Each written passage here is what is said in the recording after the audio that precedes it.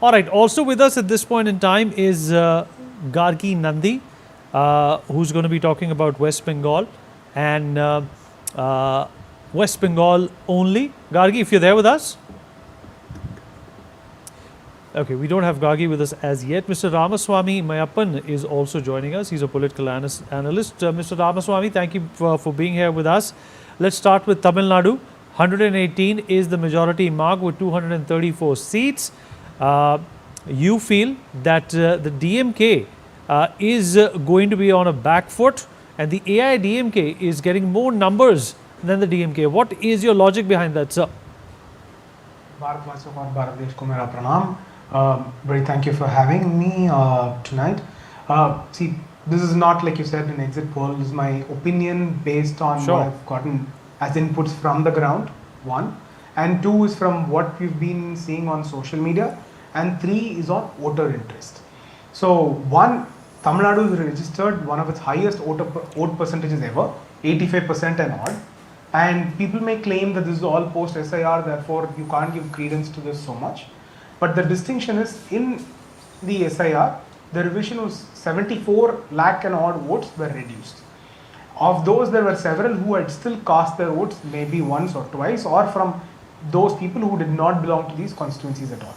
Therefore, serious voters list in that entire number that was casted will have to be counted less, one. Two, the number of young voter enrollments this time and the number of new voter enrollments together is at about 28 lakhs odd votes. So now counting all these in, I will have to look at them majority being between the age groups of 18 to 19 and 20 to 29. When I look at that, about 80 odd % of that category of age group people have voted in this election, which shows among young voters there is very active participation and there is extreme interest in coming out and casting their vote. So that has to be taken into account, one. And two, normally the postal ballots is not dealt with a lot of enthusiasm. And this time postal ballots have been dealt with a lot of enthusiasm. That's the second reason why I think there is going to be a large change. Postal ballots are all with government service people. Government service people, when they don't think there's going to be a lot of change, you don't see such active participation from them. But this time we are seeing a lot of active participation, which means there is something that is brewing to change. And two, when the young voters are so actively participating, firstly I welcome that. But second, I will have to look at what change do they want to bring into this entire election. So which means those that are in office today, the DMK, are likely to go out. So that is an explicit intent that I see from this first. Second, when we look at on-ground reports of what has happened over the last few months in the run-up to this election, obviously women's welfare, children's welfare in terms of safety, in terms of the constant sexual harassment, rape, molestation and other issues, and they're not being dealt with properly with the law enforcement agency of the state, and the home minister for the state is the chief minister. Therefore, the direct onus and responsibility falls on him. And then the unrest in the respective constituencies, where people do not see these people with credibility, not having performed well in key constituencies like Madurai, where PTR Palnivel Tyagarajan is the former finance minister of the state and subsequent IT minister, one of the key players. But when there is unrest against him in that particular constituency, those things are evident and they travel to the neighborhood. So that was very evident. And the active participation in Chennai among the youth. So Chennai, being an urban constituency, normally sees about 54 to 61%. But Chennai seeing over 80% also shows the explicit intent of the people that are getting out to the polling booths that they want to change. The youngsters that came out and the families that came out together. So these two express that there is going to be a far-reaching change that's going to happen, one. Therefore, I changed my predictions. Earlier I was saying TVK will be somewhere between 2 and 5. I think there is a possibility if TVK can pull up their socks, and in some places where they even poll very high percentage, if they can get over the 33% mark in that respective constituency alone, they may be able to convert. So I'm still giving the lower end of the mark to the TVK of actor Vijay is 2. But the higher end possibly is okay, let's also look at your numbers for West Bengal. Yes. You're pretty firm that it's the TMC which is, coming back to power. The BJP is definitely also making some groundbreaking increments with 110 to 142 seats according to you. Yes. So my observation on this comes from three factors primarily. The first factor being the change in vote percentages the BJP has been able to achieve from 2016 to 19, 19 to 21, and 21 to 24. If you look at the incremental increase the BJP has been able to make over time, and in the specific constituencies, especially where the first phase of election has taken place, I have a feeling the BJP will make an overwhelming mark there compared to what's going to happen in the second phase. So if that be the case, and the change in the demographic post the SIR, being able to delete who are not legitimate voters or who have not been able to demonstrate that they are legitimate voters shows a positive shift to the BJP. That's one major factor. Second is the incremental increase that I already discussed.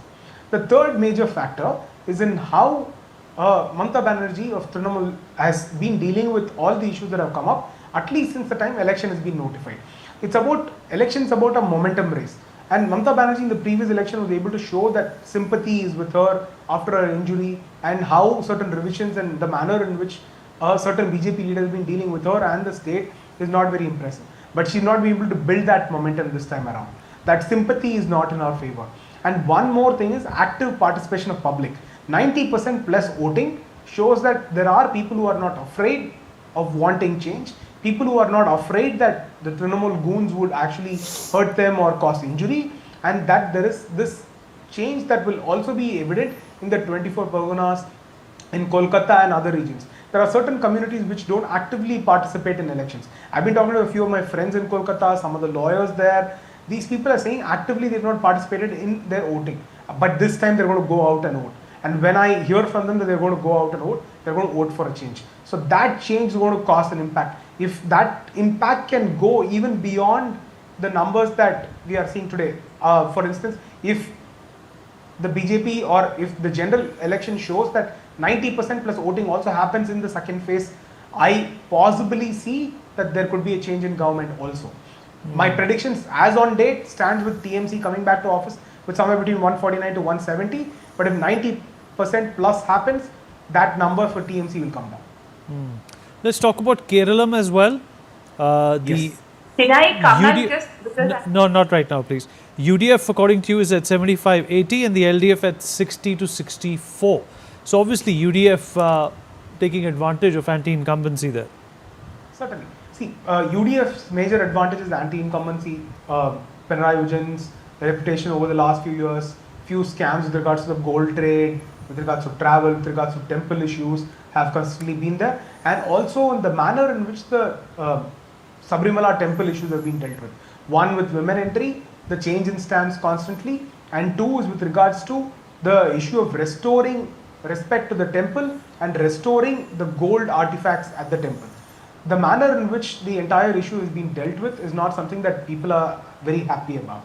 And also a lot of smaller civic issues, which though may not be a issue on the Legislative Assembly front, but these not being addressed by the government and them not forcing people in the local civic bodies to actually bring about a change is a larger factor. So LDF is seeing a negative, but individually as a person over a period of time he's built a certain reputation. That's the reason the LDF is able to maintain a certain higher number, I think.